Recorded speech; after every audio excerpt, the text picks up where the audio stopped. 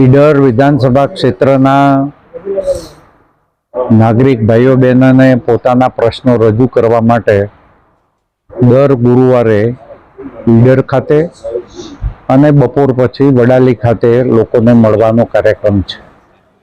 અમે ગ્રામ્ય વિસ્તારમાં ફરીએ છીએ, જે તે ગામોમાં જઈને વાત કરીએ છીએ, કાર્યક્રમોના અનુસંધાનમાં પણ જઈએ છીએ.